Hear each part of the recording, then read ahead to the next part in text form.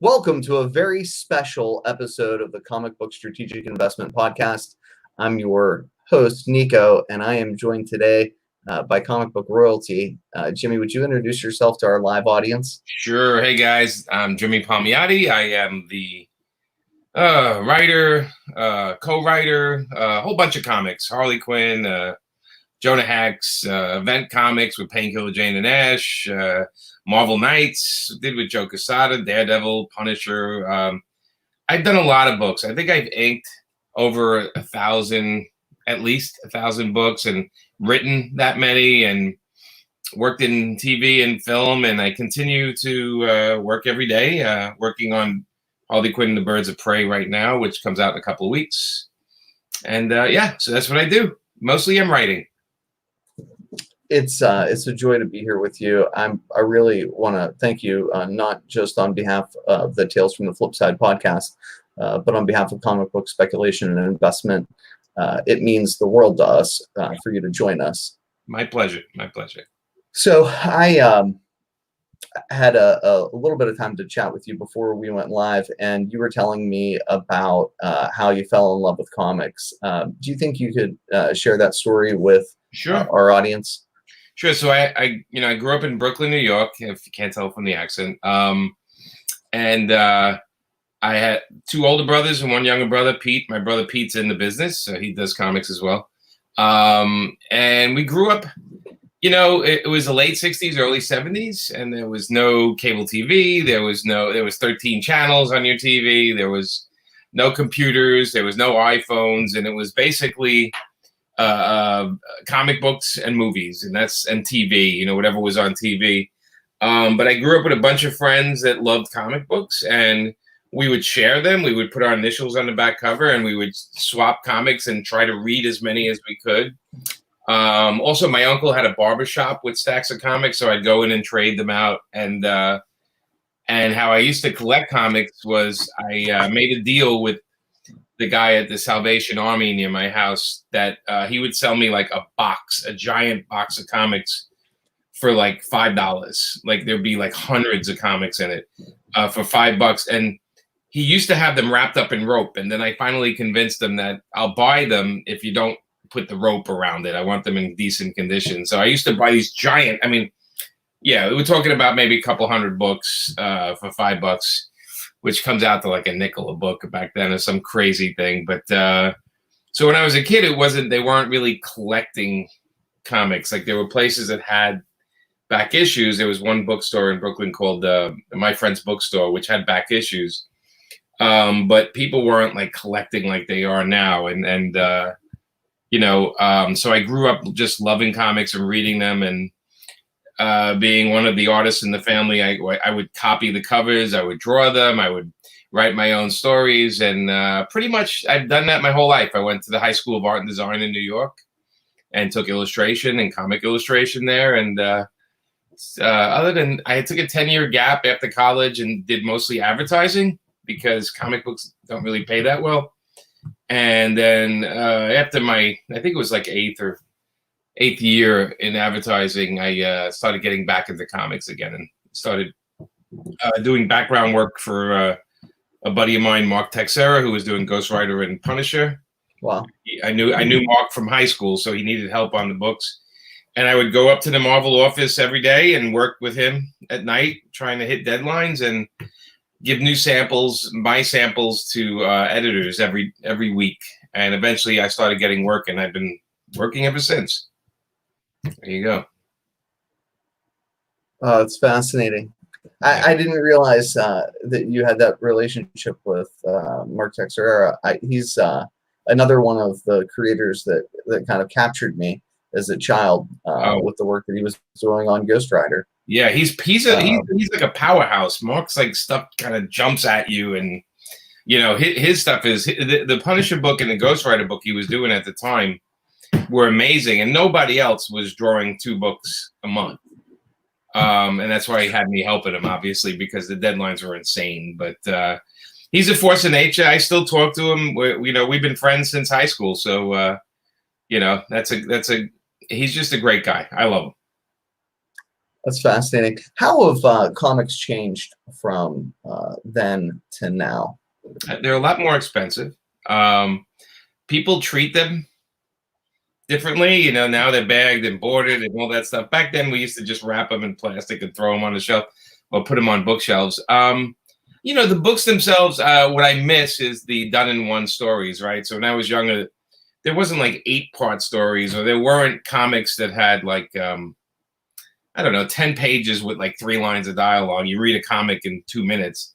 Now you can. Back then, the comics had a lot of story. So you got a book, it's 22 pages full of story. You spent a while on it. Things weren't like 8-part stories or done so it could fit into a trade book later on. They were done in ones, and so that's a little bit what's different. And they were very diverse back then. Meaning, we had horror, we had sci-fi, we had adult comics. There was a lot of different things. And when I was growing up, it was like you had guys like Bernie Wrightson, Mike Kaluta, Jim Stranko, and you had indie guys, and you had guys like Gil Kane, and you had Robert Crumb doing the underground comics. And I mean, I used to go to head shops and buy underground comics, which were just basically sex and violence comics. And I'm glad somebody knows how to tell the difference between the second and the 75th print, because I sure as hell don't. I need an encyclopedia every time I look at it. It drives me insane. Yeah, they've reprinted those books so many times. I mean, the Robert Crumb stuff and the adult stuff, they've reprinted it a lot because people weren't interested in the collectability. They just wanted them. So it was collectors that went in and said, oh, you have to put third printing, you have to have a special cover, or you have, it's the collectors that went in and started dissecting like which book came out first and what kind of paper stock was on that. Because back then it was just print as many as you can. When you sell out, print some more. That's what the underground comics were. They were constantly on a rack. I mean, they were in head shops when I was younger. They were in head shops, like any kind of hippie thing. They were, you'd find some comics, or sex shops if they were selling. If you had like a video store or something, they'd have like a whole, a rack of adult comics. And when I was in high school, heavy metal started, which was a big influence on me because it introduced me to the art of Mobius and Manara and Druid and all these European artists that were completely different styles of art than what I was used to in regular mainstream comics. Which so as I was getting older, I started discovering all this different material. This other material in comics that I've been collecting ever since. So there's certain artists I'll just buy anything they do. Mobius, of course, he's no longer with us, but I used to buy everything he did.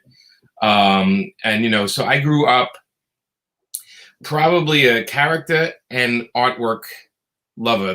Those have decided my what I bought, and then the stories were after. If I love the art, I bought the book. If the story sucked, at least I can look at the art, since it is comic books.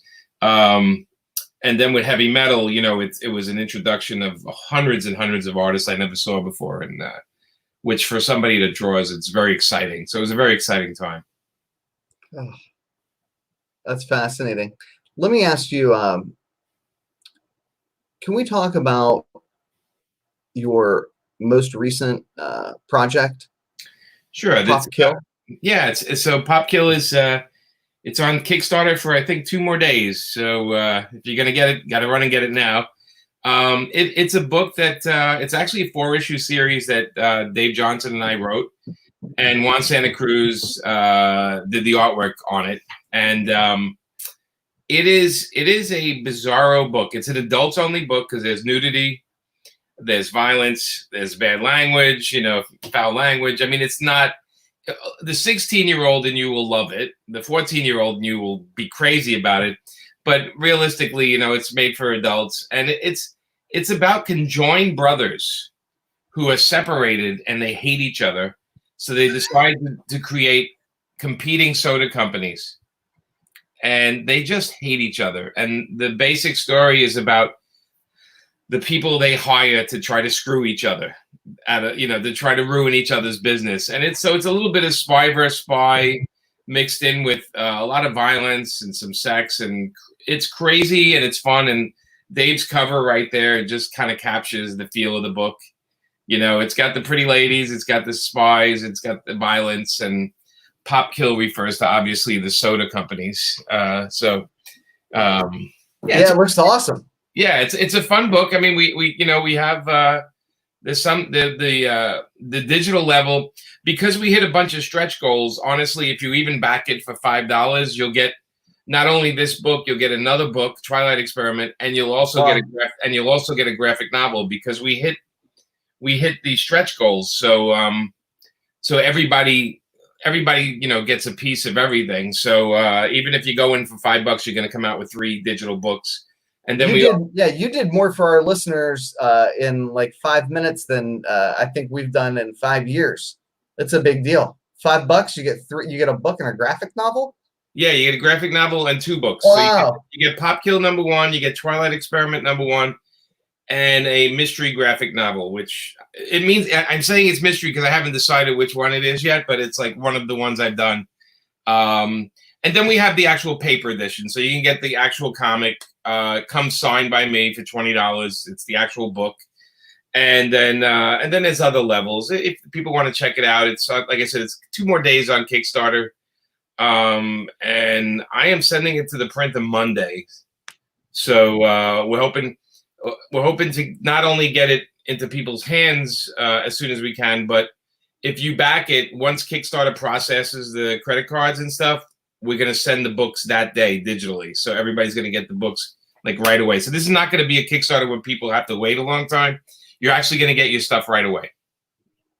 This is the point where I have to bite my tongue about the laundry list of people who make you wait a long time. Yeah, I'm happy you're not one of those guys.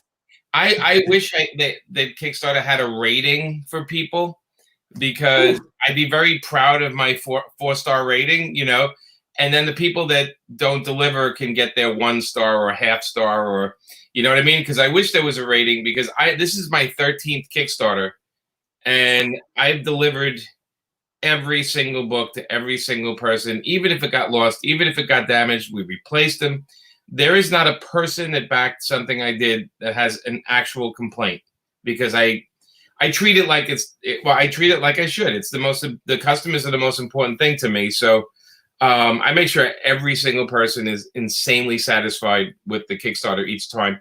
And it's probably why my stuff gets funded so quickly, every time I do it. So it's a nice pat on the back for me. And it shows that all the hard work pays off. These are your customers, man. You can't screw them. You can't leave them waiting. And if you have a delay, and honestly, things happen, just communicate it to everybody. Just write them and say, hey, look, this happened to me, and it's going to be 2 weeks late, but we can't wait. People are very understanding if you explain yourself. If you leave them in the dark, yeah, you're going to get really pissed off people. And I'm the same way, because I back a ton of them. And man, some of them I've never got. Some of them, the communication's amazing. So I like to set the standard of saying, this is how it should be done. And I like happy customers, because I figure I'm going to eventually see everybody at cons. So if I pissed anybody off, they're going to come over and tell me, and I'm okay with that. And if somebody's not happy with something, I'm the first guy to go ahead, tell me what's wrong, and let's see how we can fix it. That's the way I am. It's funny, because people will review my books in front of me at cons. They'll come over and they'll tell me, I read your book, and I had one guy, I didn't like it. And I'm like, okay. I'm like, thanks. Well, you can't like everything. I get it. And I said, I appreciate you coming back. And I said, is there anything on the table you want? Maybe you want to take another book and try another book or something? Yeah, whatever. I don't take it too personal, because, you're a kind soul. Yeah, it's just, you can't like everything. I watch a TV show. There's always going to be an episode I don't like. It's okay. It doesn't mean I'm going to turn it off. So yeah. So that's out now. 2 more days. Very awesome. We'll make sure that the information is on the Comic Book Invest website, and that we get the links out there. I'd be remiss if I didn't ask you what was going on here. So, okay, this is from Harley Quinn's Zero. This is a panel from Hollywood. That's drawn by my buddy Darwin Cook, who's no longer with us. It doesn't look like me, but sure. And it looks more like Amanda than I do. But so in Harley Quinn Zero, which was the first actual issue Amanda and I did of Harley Quinn, we had the idea of putting 18 different artists on every page. So every page had a different artist. And the story jumped like crazy. It all continued, but it jumped like crazy. And this was one of the last pages by Darwin Cook. And I gave him a script, and he didn't follow the script at all. He just decided to draw Amanda and I at our wedding, dealing with Poison Ivy and Harley.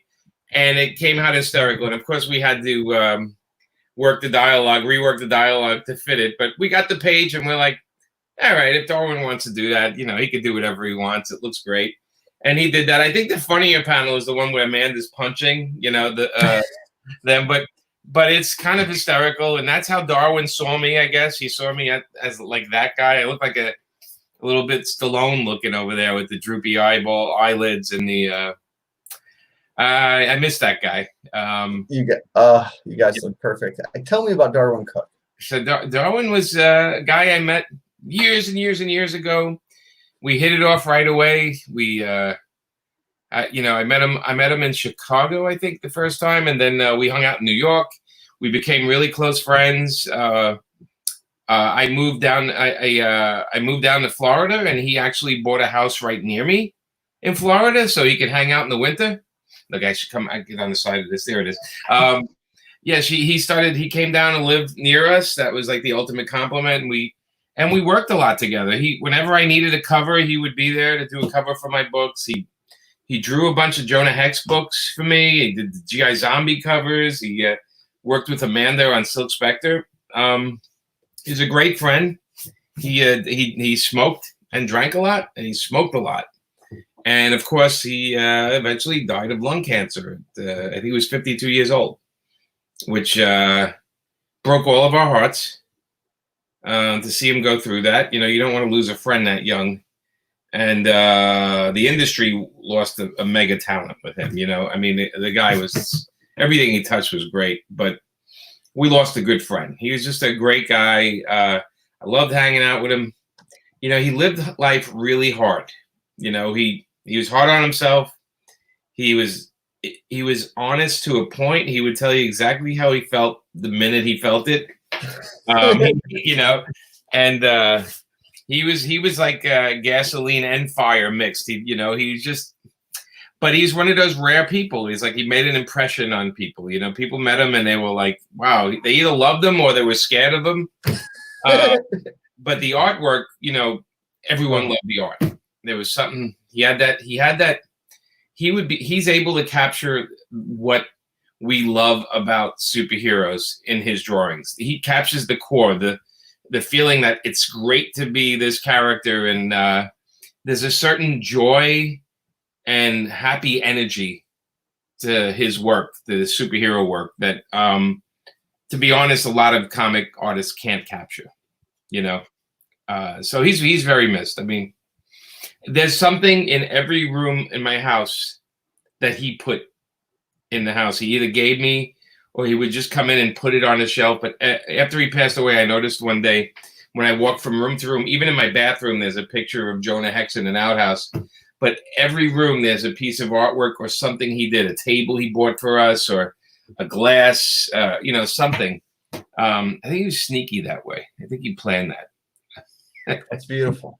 Absolutely beautiful. Yeah. Let me ask you about Jonah Hex. Can you talk about your experience writing the character? He is beloved by longtime comic fans, but I think his westerns have fallen out of fad. So has he. What was the experience like writing the book? And all right, can you talk about that? So Jonah was a character that in the early 70s, I had a lot of Jonah Hex comics. Now, being a kid from Brooklyn, a Western is almost like sci-fi to me, right? Mm-hmm. Because the idea of a big open place with nobody on it, that just doesn't exist in New York, So that was just as much fantasy as fantasy stuff was for me, a Western. So, and I loved Westerns growing up on, TV and the movies. I mean, TV had tons of Westerns on. But I love the character. I loved how he was so ugly and he was so underestimated and people just treated him like crap. And he always came back and brought hell with him, and he was such a fun character. And he was,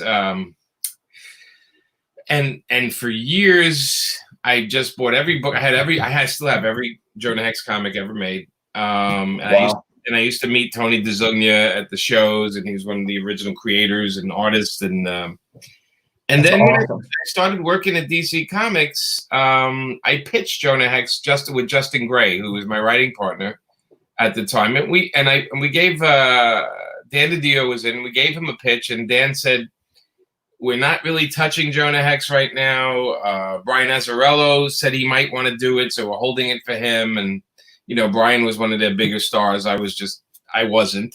And then one day, Dan DiDio called me and said, "Look, Brian Azzarello is going to do his own Western called Loveless. Do you have a pitch for Jonah Hex?" And I said, "Yeah, it's actually, I just sent it. It's in your email." And from then on, and then, when we talked about it, we told them, "Look, we want to do done-in-one stories," meaning I said for two reasons. One, I like a story to end by the end of the issue. And two, if we do done-in-ones, I can actually write ahead. Me and Justin can write like 6 issues ahead and have 6 different art teams on it. So we'll never be late with the book.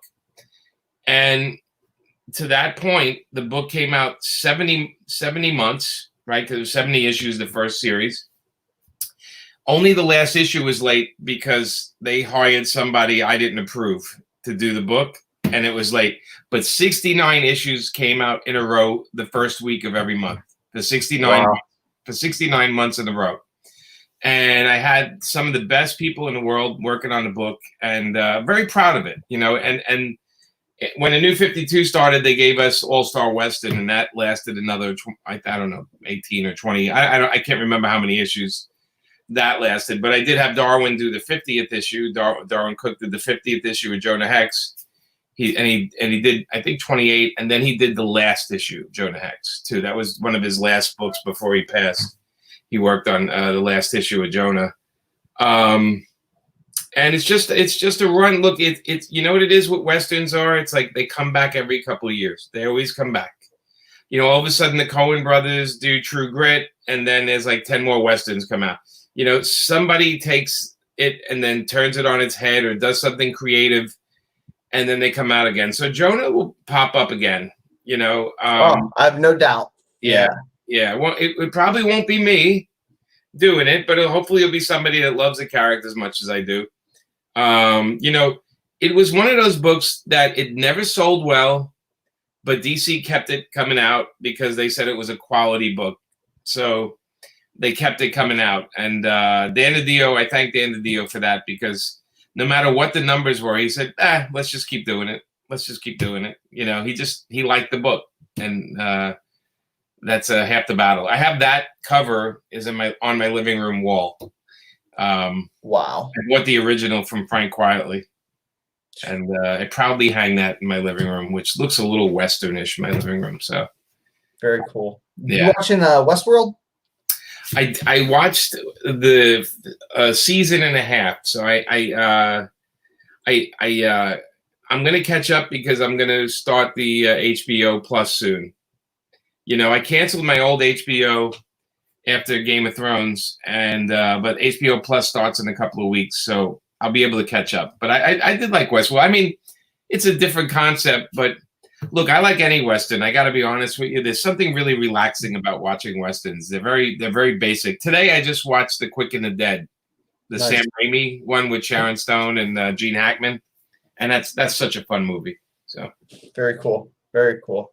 I'd be remiss again if I didn't ask you. It is to talk a little bit about your run on Marvel Knights.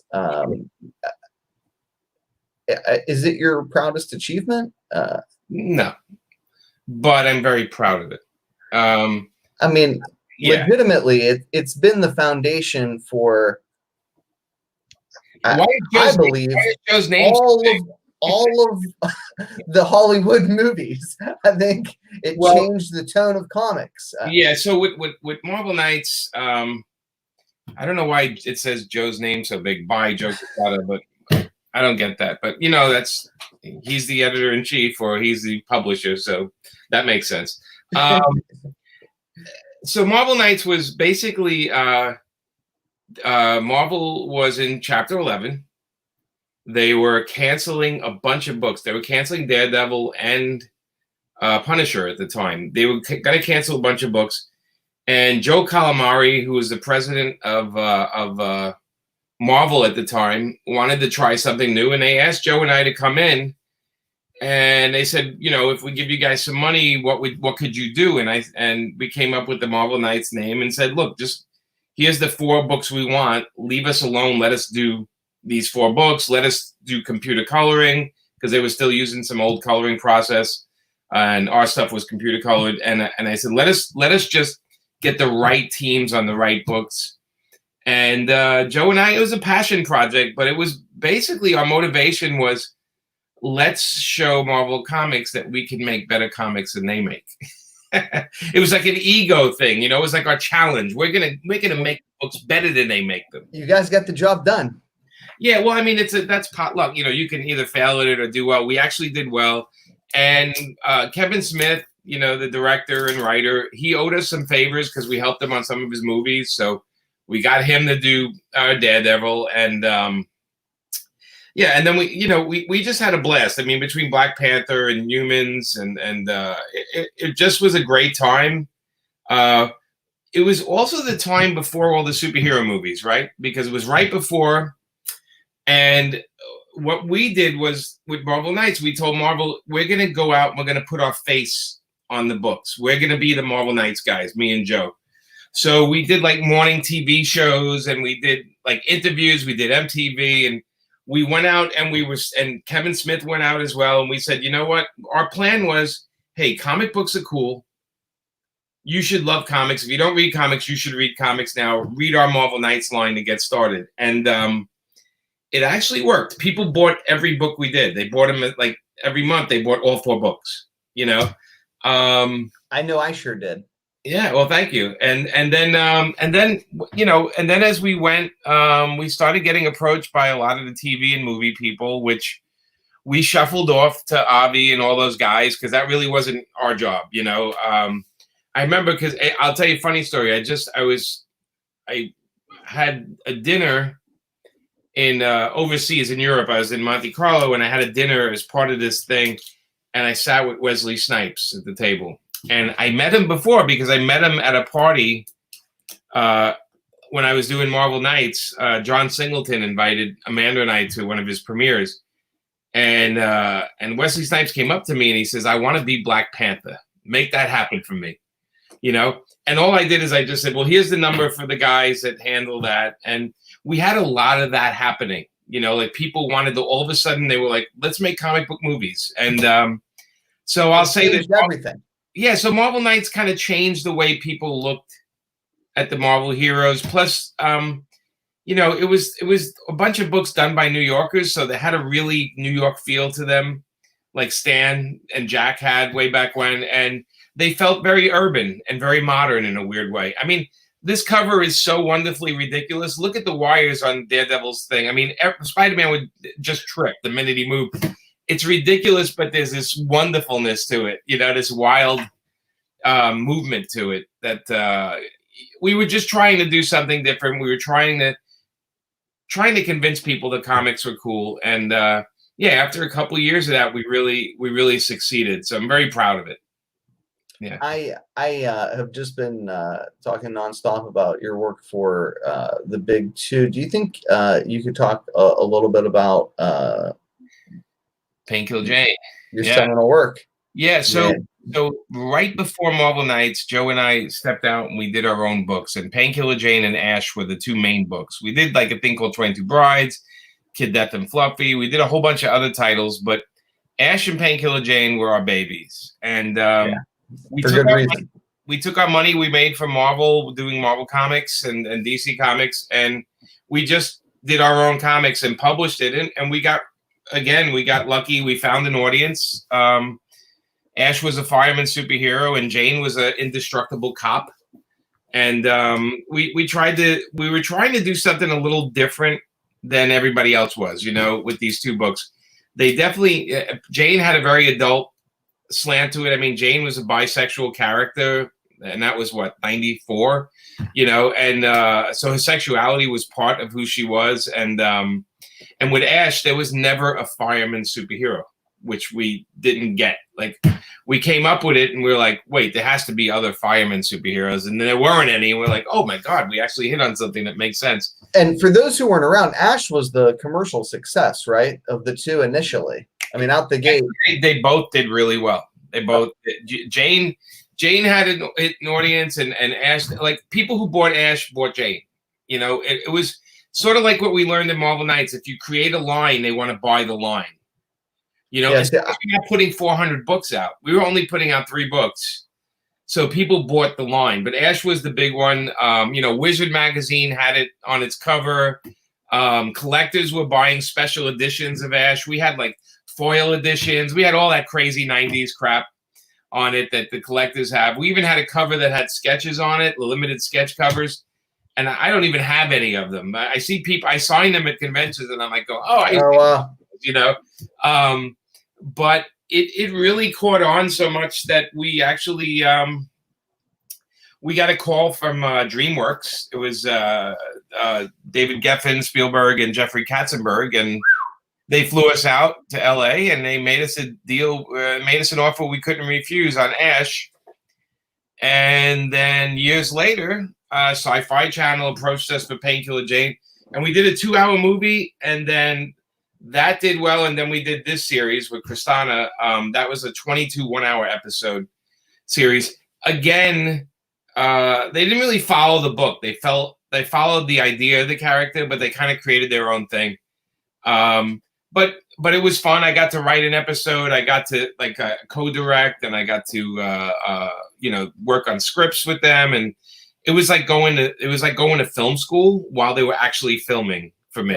I did some camera 2 work on it, which is everything that the main camera isn't shooting. So it's like, if there's a picture, like if Jane is running and then you see a close-up of her loading her gun and then hitting a guy in the head. Well, I shot the loading the gun part and hitting the head, but the running, awesome. You know what I mean? So camera 2 did all the weird things of the guy pressing the thing, the bomb goes off. That's camera, they gave me all the goofy jobs, but I also wrote a script. I worked on all the scripts as a consultant, but I wrote the 13th episode called The League, which was about like other people with superpowers. And it was a good experience. I became friends with Kristana and a whole bunch of people on there. I'm still friends with a bunch of people from the show, which is kind of fun. It did okay on Sci-Fi. Sci-Fi wasn't a big channel back then. Yeah, this is years ago. This is 2004, 2005, I think. But it was a great experience for me, and I've been screenwriting ever since. So I do other work, besides comics. I have to pay the bills. Comic books do not really make you a lot of money, so you have to kind of always do other things, sadly. For a long time, this looked like it was a sure thing. It was so we, for 2 years, we had a screenplay written and then reworked, and then Jessica wanted it reworked again, and then eventually I went in and reworked it, and after 2 years it fell apart. We actually got the screenplay. The screenplay is terrific, but she moved on, or she took on some other stuff, and Jane is about a rookie cop, and so it's probably rookie cops in their 20s. Yeah, who's the guy from his name escapes me. He was he's got a show called The Rookie, but he's like my age. Right. I mean, yeah, because when you go on the police force, you're younger. Yeah, he's not. It's kind of like the joke of okay. Well, yeah, you know what I mean? Like, yeah, she'd be more like his character, not like Jane. I think it was a very multi-layered thing because she had to move on, and these actresses and actors, they have like 5 different movies lined up at all times. So when one isn't exactly where it should be, they move on to the next one. That said, you know, we're actually out there trying to cast the main role right now. So yeah, we'll see. I heard it here first. I don't hold my breath because Hollywood takes its sweet ass time. I love comic books because I can actually work on one and it comes out in a couple of months. Movies take years and years and years, and it's exhausting. And they don't pay you for the years and years and years. You know, I've done more work on that Painkiller Jane screenplay and putting it together than anything I've ever done, and I haven't made a dime on it. So, you know, I made money on the old show, but I didn't make like this. I've been working for years on these screenplays, and that says a lot. We've done 100 issues. 100 issues plus. Of Harley, I think of Harley, I think more than that. No, definitely more than that. Yeah. I stopped counting at 100. Oh, okay, yeah. I mean, it's your character these days. Yeah, well, you know, we left the book for a couple of years, right? We were doing 2 a month and a special, and to be honest, Amanda and I we needed a break, you know, and we went on trips and we took a break, and they, you know, the character Sam Humphries and Frank Thierry and had a run of people, and I think they're canceling the new series and they have another team coming on soon, or, you know, at least that's what I saw. I just read that they're canceling, or the 75 is the last issue. Maybe I'm wrong. I thought I read that somewhere. I'm out of that loop. The loop I'm in is the Harley Quinn and Birds of Prey book I'm doing, but this series was one of the things I'm most proud of in comics because we got the book. When we got the book, it was sort of like, here, take Harley Quinn, do whatever you want. Nobody cares. Wow. And yeah, they were just like, yeah, it probably won't last long, so have some fun with it. And then Amanda redesigned it, and we put her in a roller derby, and we made her give the finger to the Joker and moved out of Gotham and, you know, create her own supporting cast, which you see there, the green band of characters. That's her supporting cast. And then we amped up the Ivy relationship with Harley. And so we did a lot, and in a matter of 4 or 5 years. And we did so much that it really, I mean, by the second year in, we knew, like, oh my God, we're like, this is a monster. Like when we saw the Halloween costume, number 1 Halloween costume in the United States was Harley Quinn.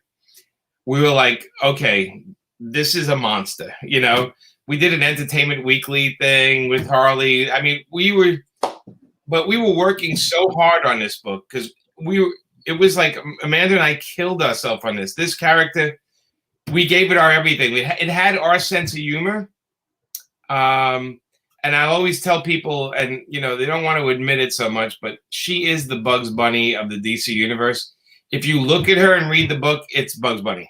You know, we're big Chuck Jones fans. Oh, wow. And, but no, we changed a lot. I mean, look, the Suicide Squad movie would not have happened if it didn't have the success of the Harley Quinn comic. Yeah.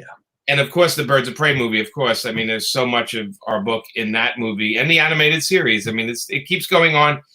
Even though we're not involved, it has a big life of its own, and we're very proud of it because it's really nice that the comic community, when they do stuff based on our work, they always do a callback to what we did, you know, which is nice because sometimes a character moves on and everyone forgets who did what on it. But I've heard creators, without mentioning their names, who've had you know, their character who really without question defined in the print media. Right. They don't get a courtesy phone call from the studio, and you know, it hits hard for them. A labor of love. All you really want is a thank you. Oh yeah. Maybe just an open ear. Pretend like you're listening, and I'm glad they did that for you. No, they did. They gave us a thank you finally in the Birds of Prey movie, and then we went out and to the premiere at the end of January, and we met Margot, and we met the director, the writer. Wow. We met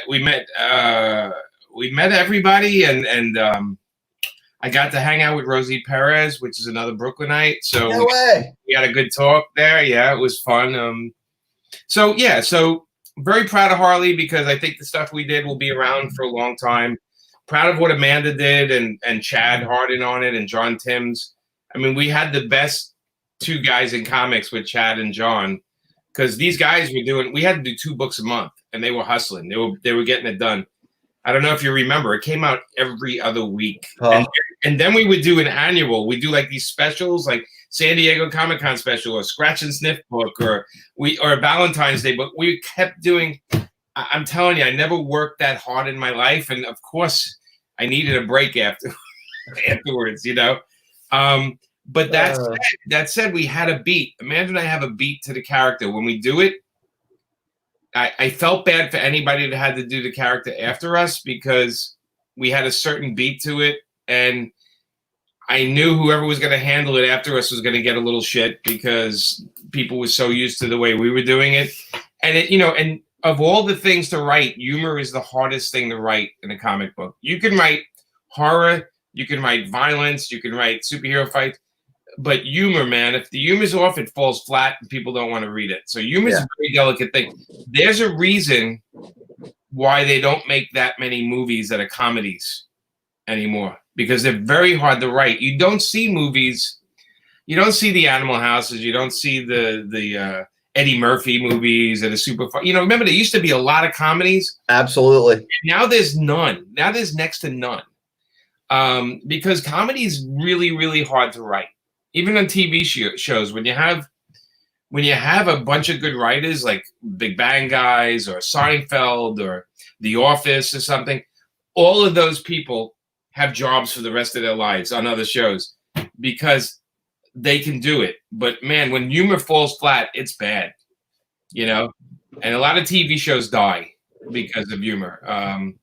So very proud of Harley, though, and we're happy the collectors are so happy with it. Obviously, we gave them a lot to buy. Collectors went. I mean, we had so many different covers and so many gimmicks and weird things we did with those books. And we'll be signing them till we're dead. Amanda and I know we'll be at a convention in our 90s with some young person helping us move our hand to sign the book, and we'll be signing Harley Quinn #1s and 0s forever.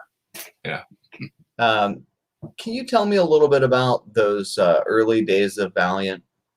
Yeah, man, that's Ninjak. So we did 2 foil comics, right? I call them foil comics. Ninjak 1 and Exo-Zero were our 2 foil comics. Exo-Zero sold over 2 million copies. Think about that. Over 2 million copies at $4.95. Was it a 3? How much is that cover price? I can't even read it. Good grief, I don't know. Let me see. Hang on. All right, $3.50 when the comics were, I guess, $1.99 back then or whatever. And so Ninjak, we did 3 issues of Ninjak, and we did the Exo-Zero book. Joe is not the fastest artist in the world, and they really wanted us to do it monthly, but we couldn't do it monthly. And the amount of detail in those books are insane. I mean, we didn't skimp on any page. Every page took us days to do. But it was an exciting time because people were going Valiant crazy. And, they were buying the book. Collectors were buying the books like crazy. And they dragged us in. They said, we did Exo and it was a monster. I was inking Solar at the time, so I was still doing Solar. And then they said, we got this character. Mark Moretti is the writer. He's like a ninja guy. It's really cool. Do you guys want to do it? And I think that's the first image Joe drew. Well, it's a wraparound cover. I have the original somewhere in my house, too. I have it. And it's big. It's like, it's giant piece. And it was a hit, man. We did 3 issues and it just sold like crazy. And then this was also at the time we were just doing our own books too, right after it. So we had like a succession of different things going on. My career has always been like this weird roller coaster of every couple of years I have another big book or another crazy series or, whose idea was the foil cover? That was Steve Mazarski, who was the owner of Valiant. He's no longer with us, but he was also the manager of Aerosmith, by the way. I did not know that. Wow. Like a manager or lawyer kind of guy for Aerosmith. All I know is we got to go backstage at one of their concerts because of him. But it's awesome. Yeah, actually, he got me front row for Metallica too once, which was great. There was a fight broke out, and I got a cigarette through my jacket. It was fantastic. Anyway, it's amazing. They had the idea for the foil. Somebody pitched it to them, and we were trying to learn like what colors would work. John Cebollero was the colorist on that, and we were trying to see what would reflect. And this is a Ninjak gold. You see the lettering is gold, so I think that was like a separate edition. But yeah, it was a beautiful I mean, the books look beautiful. You look at them now, they look just as good as when they came out. Yeah. There is no color fading. There is no nothing, but I think it's very expensive to do now. And you got to remember the white on the cover. You see the background white where his silhouette is on the bottom. The white is actually the thickest ink on the book because it can't be the foil color. It has to be white paint. So, yeah, it's an interesting book, but it's a beautiful cover. I mean, Joe kicked ass on it, and you got a signed copy right there. I just am fascinated by comic history, and you've been right there at these critical moments. It's so nice to hear you talk about them.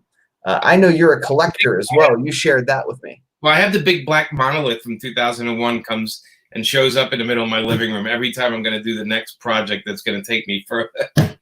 I'm kidding. You have to know 2001 to get that one. That was a good one. That was a good reference. I do. I collect comics. I have I CGC them, which some people get mad at me, but I read them a million times and I don't want them falling apart anymore. So I figure I put them in a nice plastic coffin. The CGC guys and the CBCS, and they're all great dudes, and it serves a purpose too, right? When you're buying on eBay, you know what you're getting. But no, I have comics. I have them everywhere in my house. I got some behind me. I was hoping you were going to say that. This is not planned. These are always behind me. Okay, there's a couple of boxes that I constantly have on rotation here. Okay, so here's just grabbing random stuff. Okay, all right. So this is stuff I grew up with, So I'm gonna try to get the glare out. Like these are old. These are 60s, like 61, 59, 60, 61 adventure comics. 10 centers, can't beat them. No, can't. Still 10 cents. Superman and Lex Luthor going at it on a Red Sun, that boxing match. And some Legion of Superheroes by Neil Adams. Neil Adams cover, shooting Superboy into space because he's dead. By the way, and these are all, I have them all in like insanely beautiful condition. These are, I take care of my books. There's some old Luthor and Clark Kent, Cellmates, which is kind of fun. There's always a gorilla cover. There's always a gorilla. Let me see what else I got. There's a lot of Superman, Supergirl, and Super Pets. Let me see if I got any variety here. Yeah, some old Wonder Woman. It's like 1965, 64, 65. Let me see if I got anything interesting in here. So this looks like a DC box. Oh, no, here we go. Here's a couple of... Because you got to have some Captain America. Oh, wow. That's one... And that's a John Romita cover. Yeah, this is classic stuff.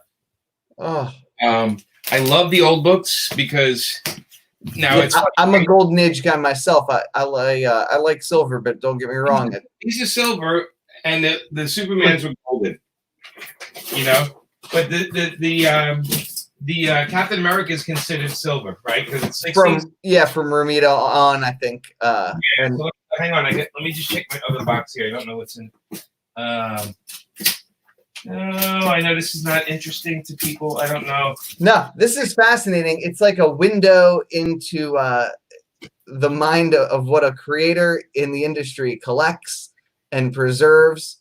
I promise it's fascinating, not just for me, but for everybody else. So these are the books like when they came out, I got, so. So that's when you were reading? Yeah, so 70s, started in the Bronze Age. Black Widow. Let me see. They have some prices on them, but they're probably old prices. Namor. Wait, let me just get that. There you go. Some old Namor, Captain Marvel in the background yelling at him. Super cool. Some Kirby Thor. Yeah, Doc Strange. And this is Nick Fury, right? Yeah, it's Nick Fury by Jim Strenko. I know all the artists, Don Heck and these. Yeah, some Iron Man, can't go wrong. Oh, here we go. I have boxes of these, and what I do is, because we've been in with this virus, right? We haven't been able to do much, so I've been rebagging them and reboarding them. Curating your collection.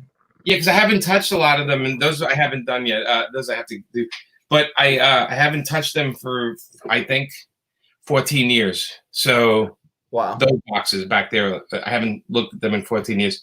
And I sent a bunch of books out to CGC, and I just got them back. They're in the other room, but I got some old Fantastic Fours and stuff, and then some Wonder Woman from the 40s, like late 40s. That they're not in good shape. They came back like 2.0, 3.0, but they're beautiful books. Yeah, I was gonna say I'd love to see the census on those. I mean, are there any that are in good shape? Were there mile high copies of those Wonder Woman? I don't know. Do you? If you want to wait, I can go get them, but like it's gonna. We'll absolutely wait. I'll entertain while you run. Okay, go for it. Yeah. So this was the best surprise I've got so far. I'm sorry that you're stuck talking to me, but I promise the wait will be worth it. If you've just joined us, we want to make sure that we follow up on the CBSI homepage and support Jimmy in his Kickstarter.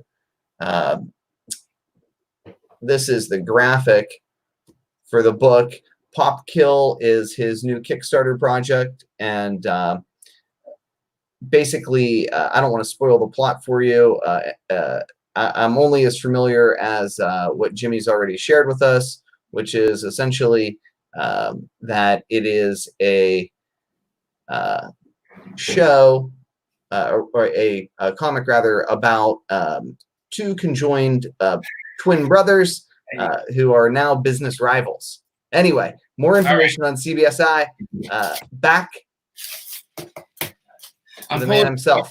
I'm pulling 3 out because I just got 3 because I'd have to start digging. So this is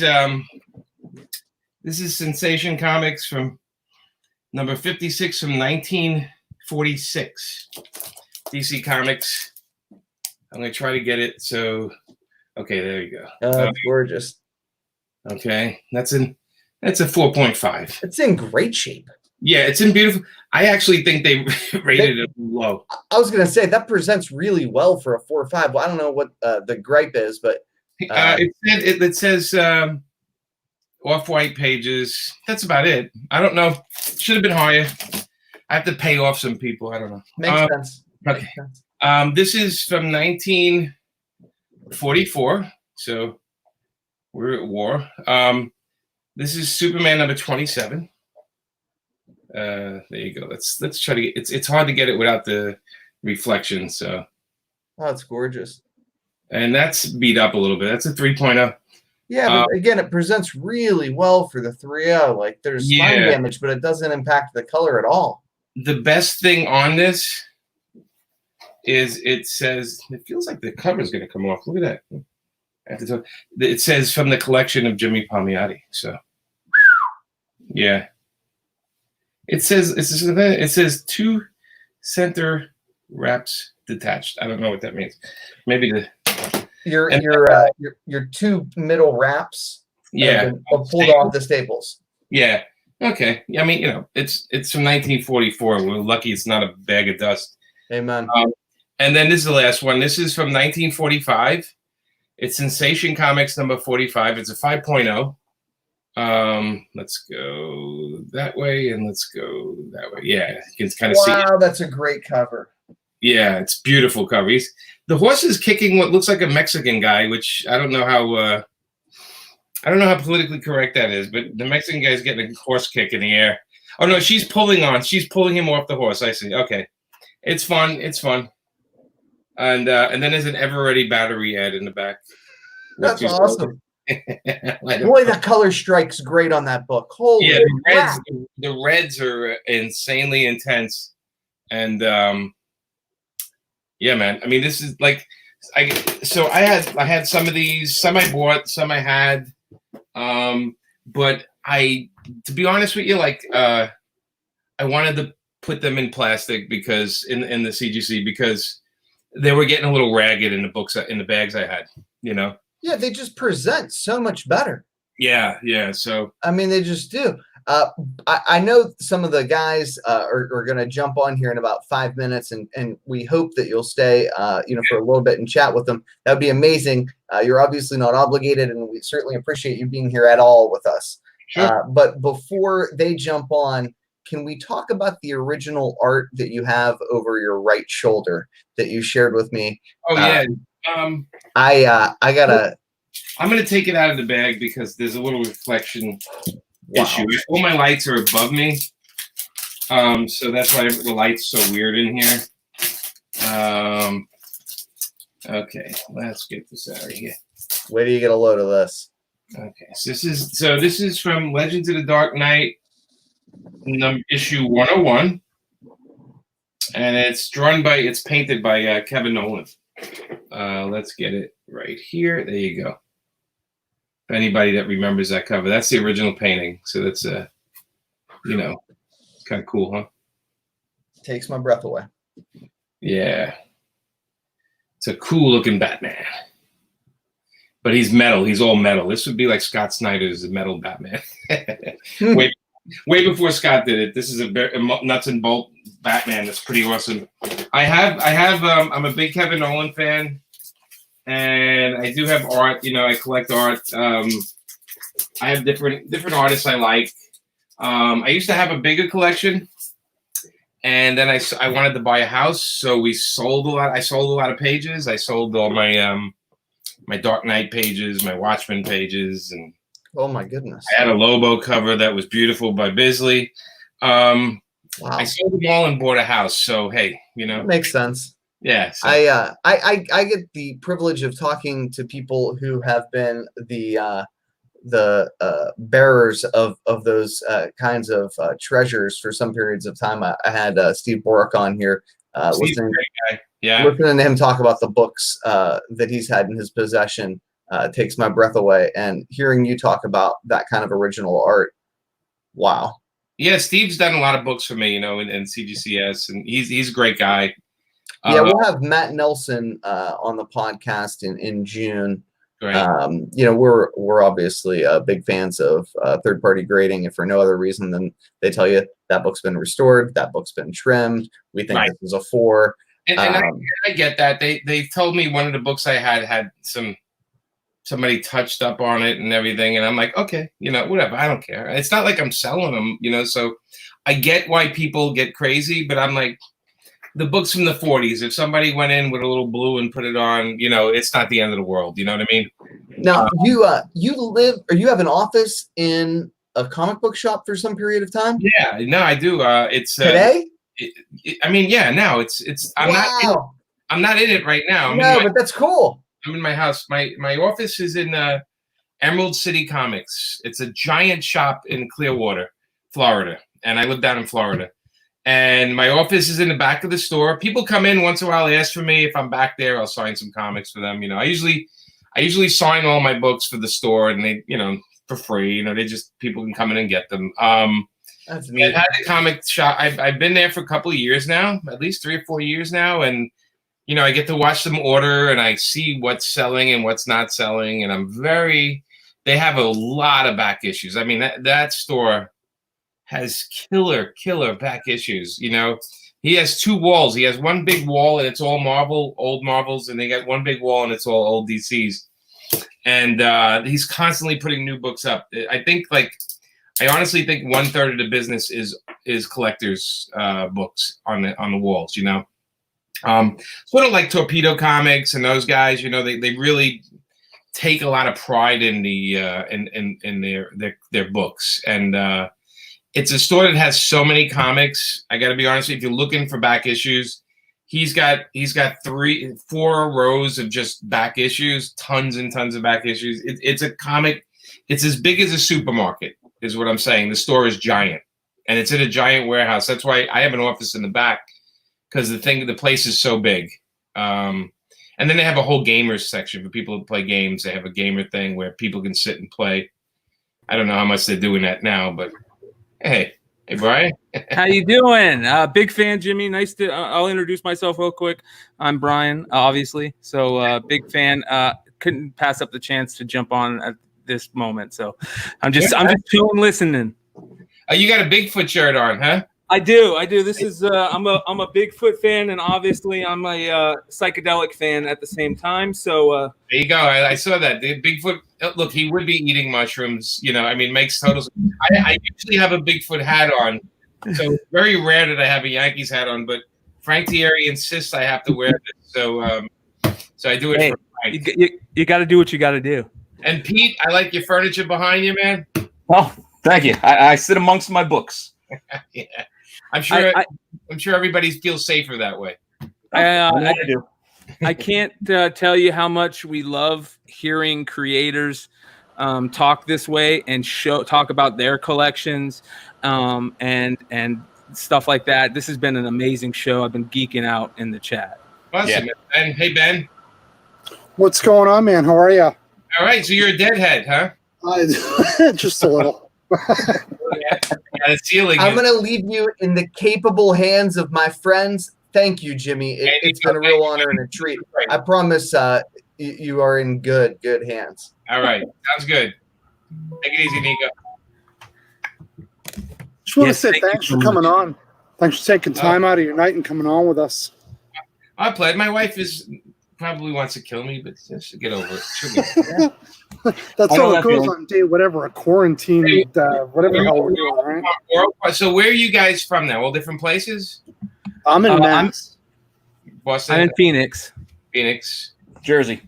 Okay. All right, so variety. And I'm in Florida, so we have all the dangerous people. Yeah, I heard. Clearwater. Philly spring training is down that way. That's it, yeah. It's funny. It's funny because you all have your masks when you go out to the supermarket. Everybody, yeah. Yep. Okay.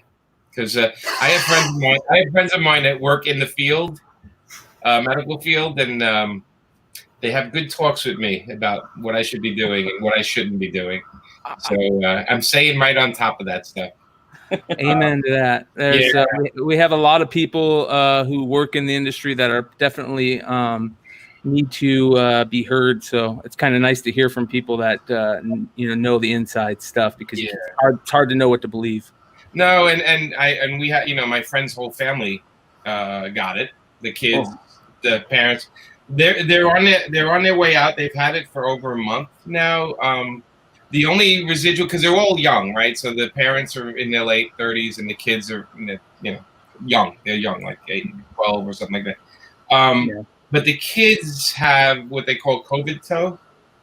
Do you know what that is? So it looks like frostbite on the external parts of your body. They have it on their feet, and but everybody's doing better. But there's these little things that they have afterwards, even though it passed through the virus, that they're still dealing with. So the virus left them, but it has everything to do with blood and it looks like, so they said they call it COVID toe. It looks like frostbite, but it's actually blood vessels bursting under the skin. So the kids got it, and so I know a lot of people that have been through it. I know another friend of mine. He passed. He's doing better, because I have, even though I'm in Florida, I have a lot of New York friends. So they're convinced if you go outside in New York, you're pretty much gonna. If you touch something, it's there. And they're not so wrong right now. We've been lucky out here in Phoenix, in the Phoenix area, that it hasn't gotten as bad as we all thought. And we're kind of crossing our fingers that, with the summer heat, it's been over 100 for a month now almost. So we're kind of crossing our fingers. I mean, the trick is, the realist, I'll give you a couple of rules, okay? The trick is you don't eat indoors in public. Not for a while. Yeah. Okay, if they have a table outside and you're spaced apart, great. But if you go indoors, there's a great video using an ultraviolet light. I don't know if you guys saw it, and it shows a waiter, and they just put something on it, and it keeps everything in the room. Yeah. So that they say, just for now, you can get takeout, or you can eat outside, and like you said, with the sun and the air and everything. So what the problem is, if somebody coughs in a restaurant, not only does it stay, it's light, right? It stays in the air longer, and if there's ventilation, it pushes it around the air, right? So most places indoors have air conditioning. So if you want to get out, right? So if you really want to get crazy, but the thing is, you wash your hands, you take the things out of bags, you do what you have to do. But if you're in a group of people, everyone should wear the mask and just get over it. No big deal. If you're with your whole family, on the beach or you're somewhere away from everybody, it's fine, right? Because that's your unit. But I think just for now, you don't want to get it because the people that I know have gotten it, it's not great. And, look, we know it's killing a ton of old people, but it's also, if you smoke, it's twice as hard to get through. If you're overweight, it's harder to get through. If you have any form of diabetes, it's really tough to get through. And so there's these little things. So if there's little markers that, and I know this because my friend Joe was telling me that when people come in the hospital and they're older, they check off a checklist to see, and so they can figure out how to treat them and what their recovery rate will be and all that thing. So it's a very interesting, precise science that they're still learning every minute. But I always say, better to be smart, wear the mask around people, and then when you're home, you clean up. It's common sense stuff. But because the government gives us mixed messages, everybody's a little confused, and that's right because it's I'm loving that we're kind of able to slow down a little bit and do stuff like this. And even though we're being quarantined, through technology, we're able to kind of reach out and talk to people and feel human. And I'm just going to bring it back to something that you were talking about just recently, I don't know, 15 minutes back. And you were talking about your books and how books that you loved and that you read as a kid, that you finally decided to grade them just because you were tired of them falling apart and they meant something to you. And I was actually just talking about grading with a friend the other night that's kind of like, I want to get away from grading. I don't know. And I'm like, the key with grading is what is important to you. And if it's something that you want to preserve, I say grade it. And it's interesting just to hear creators talk about this part of the hobby. I do get pushback. Some people go, I hate that they put it in a plat. And I said, look, I got books that I've been reading forever. Those books. You read them 85 times. They're still in okay condition. Honestly, half the time I don't care what number they come back with. That's another game, right? Like people have to have a 9.0, otherwise they want to kill themselves. The thing is, it is expensive to do it, right? Because it adds up. So, like Pete, behind you got all those boxes. Honestly, if I said, you can only have 5 books out of those graded, you'd be spending all day going through and looking at them and go, okay, But I'm very picky with what I send in. Yeah, and it's a hobby, right? So this is also a hobby, right? Because I said, it's like you spend $60 a book I already have just to have it in a plastic case. I mean, I want it in the plastic case to keep it safe, but it's unnecessary. So I kind of save it for when, No, I actually, some of the sketch covers, I put them in because I want them to stay, you can appreciate them. And I'm not going to read the inside of those books. So the sketch covers are my favorite thing to put to slab. But I just gave them a Jarmita Jr. one that they're going to get back to me. But, it's sort of like a collector's choice. And I know if you're buying comics off eBay, nothing's better than having it graded because you know what you're getting. Even if you want to bust the thing out of it, because when you buy on eBay, you know how those books come in. Sometimes you're like, what the hell? They didn't tell me this. They cut that stupid stamp out, Yeah. Is that something that you do a lot? Is buy books on eBay? So what happened was when this whole virus stuff, the COVID virus stuff started, comic stores were in bad shape. So people were like, I did an auction. I was part of that auction, and I did some stuff. But I said, you know what? I'm going to help comic stores. I'm just going to spend some money and buy some back issues from stores. So any store that had an online presence, I ordered a lot of books from. Very cool. I got a load of books in the past month or two, and I figure, well, that money's going directly to the store. It's just getting rid of some stock. It's great to do the charity where you hand money to the stores, but it's also you want to support them in the other way. Look, my pull box is crazy in my store because I buy a copy of every number one that comes out, right? Yeah. And it's a lot of books. It is a lot of books. A buddy of mine does that, and I go through them and I try them. I usually give them away in my mystery boxes when I do like Kickstarter. I usually give away like a stack of books that I was like, I don't like this, but I try everything, and I'm always looking to see who's drawing what and what's good. And unfortunately, it's not always. You don't always get great stuff. Even with 100 books, you're gonna find like 2 you like or 3. Hello, Mike. Mike, how you doing? Hey, good man, good. Mike plays guitar. Yeah. Mike has a guitar. You play guitar, right, Mike? Mike, you got to tell the story about the guitar. Oh yeah. Does somebody have the dent? Oh my God, this guitar. Yeah. This is a Steve Vai gem. It was my childhood dream when I was a kid, and I had to get my hands on one. I finally had the means. That's my wife peeking out there. So yeah, this is my 80s desire right here, and it had to happen. So nice. Just one of those things. It's beautiful. You should be proud of it. So I finally have her.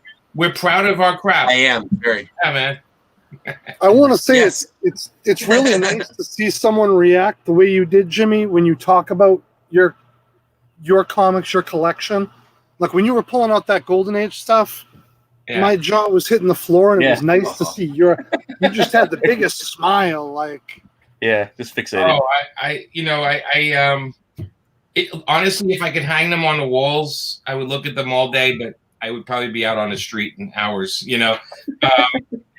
I have what I have on the walls upstairs, and I wish I'm on a big computer. Otherwise, if I had a portable, I'd walk you through my house. I have a lot of comic art in the house. Obviously, my wife is Amanda Conner, right? So we both love comics, and she's not a collector like me, but she loves her comics and she loves her art. So I am a collector through and through. I collect probably too many things. I told my wife, I said, I have too many books right now.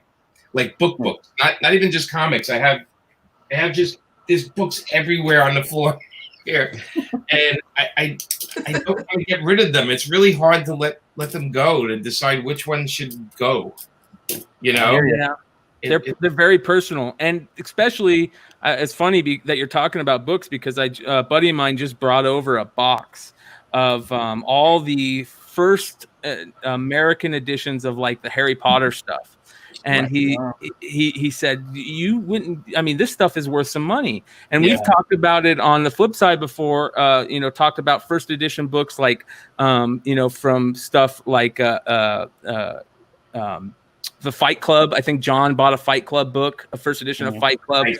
And I mean, like even newer stuff is worth some real money in those first printings. Yeah, I'm going to just grab a pile that's into all this nonsense. We'd love to see it. I'm just going to grab a pile and tell you what kind of crazy books.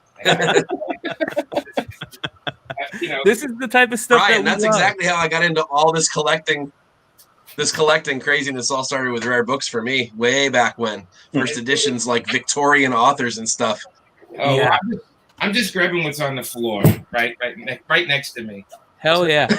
The Best of Punk magazine. Oh yeah. Okay. This is like everything to do with punk rock. That's awesome. And I don't know if you guys know, but Deborah Harry and Chris Stein used to do a Fumetti. No, I didn't. Yeah, they did. So they did. Oh yeah. They did. I remember seeing that. They did comic books with the Ramones, Joey Ramone, and Deborah Harry. Wait, I gotta find like a good page. See, and I have one of the original magazines, and I actually this is the one I have. The original of, but it's beaten up, right? Punk magazine. Shit. Oh, that's awesome. Okay, but so that's awesome.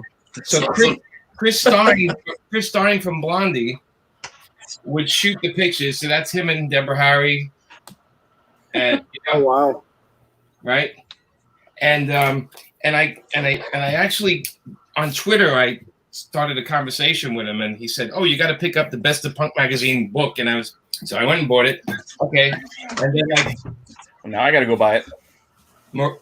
Maria M. You'll never even hear of this, but it's Gilbert Hernandez, one of the Hernandez brothers, which I love because I'm a big fan. Love that. And then this is a Mobius. Very cool. Mobius.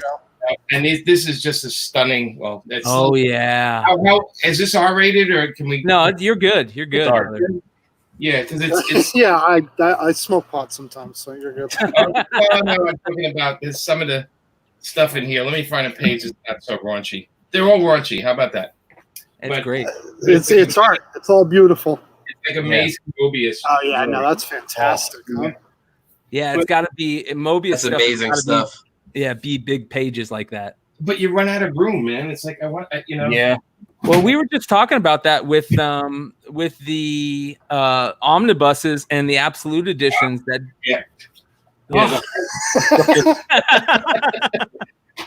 So there you go. Look at that thing. Harley has 3 of them. There's 3 of them. They're 800 pages each. It's every Harley story we ever did up until a year ago. And jeez. And this tells me I need a vacation, It tells you how much the fans love that thing around like it's still nothing. going strong. Yeah, well, and no, look, I mean, Harley was one of those things that it was like lightning strike, nobody saw it coming, and now it's so big, it's bigger than us, and it's got its own life now. So it's got our own life.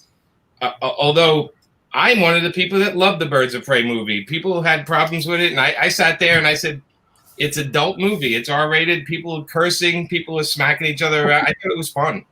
Yeah. But a lot of people didn't even see it, so it's kind of weird. It's kind of weird how all those big movies nowadays, it doesn't feel like there's a lot of people seeing them.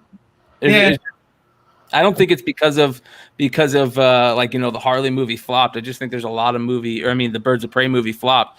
I think it didn't flop. Exactly. It did over 200 million in box office. Yeah. Right. And it actually sold like a crazy amount of pay on demand. What is it? POD. Yep. Oh yeah. Well, that's what I was. And but the perception is everything, right? I mean, it's so weird how people perceive something as a flop because it didn't do $1 billion.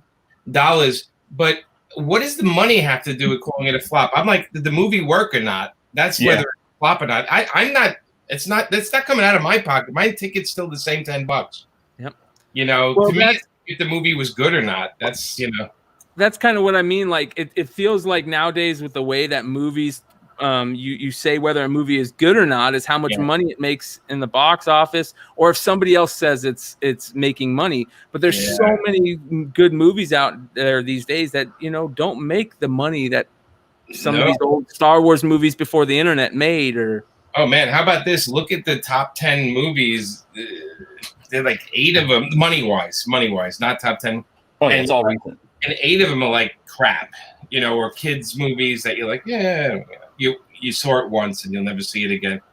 The movies that stick with you. Like I did a post today and I put pick one of these movies because I have my 15-year-old neighbor he comes over every Tuesday. We social distance and we have movie night, me and Amanda and Fisher. And so last week it was The Edge with Alec Baldwin and Anthony Hopkins. Okay. Love that movie. The week before was The Poseidon Adventure. These are things he never saw, right? So he loved the Gene Hackman one. Oh, yeah. And this weekend is Galaxy Quest.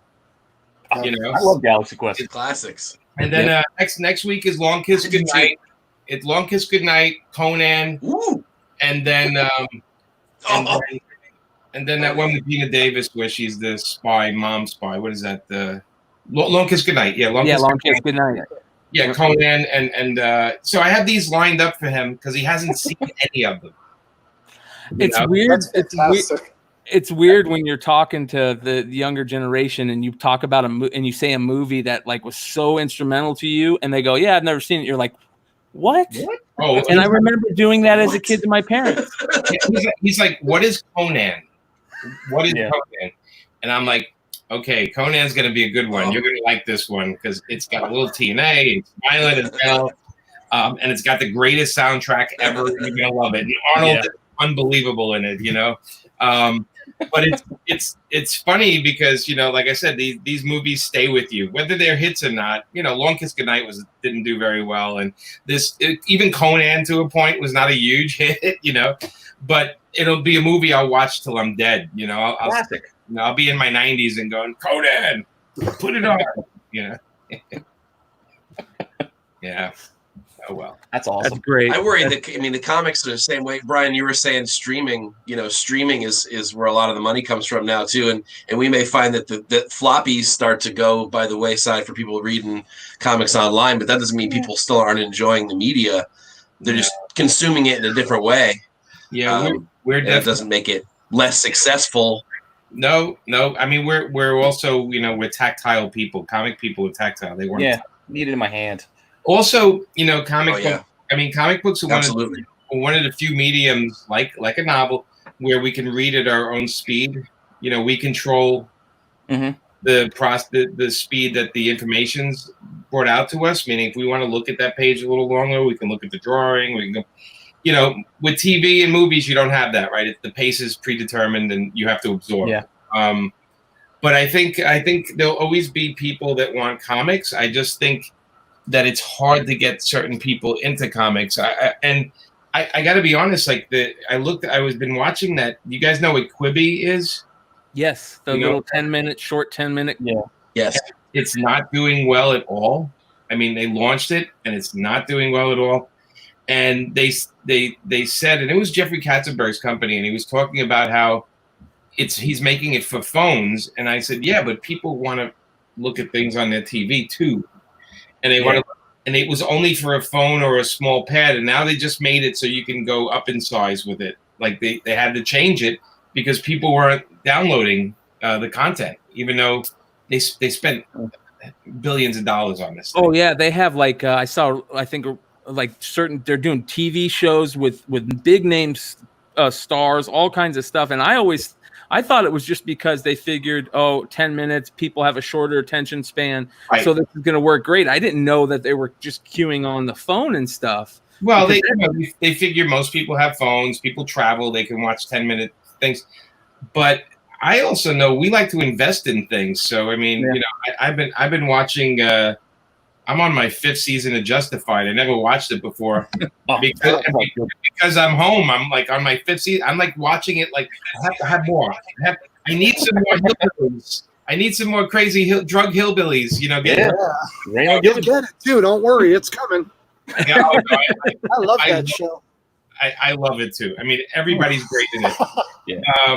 But I've been watching that and Future Man. Have you guys been watching Future Man? I know of it. I haven't seen it. It's on Hulu, I think, or it's on one of the things I don't have. It's on Hulu. Yeah, it's on Hulu. I don't have Hulu. That's why I haven't seen it yet. It's a Seth Rogen stoner sci-fi show. That's the best way I can describe it. Sex and violence, and it's like Back to the Future, but with drugs and craze and blood. Nice. The way it should have been, man. That sounds perfect.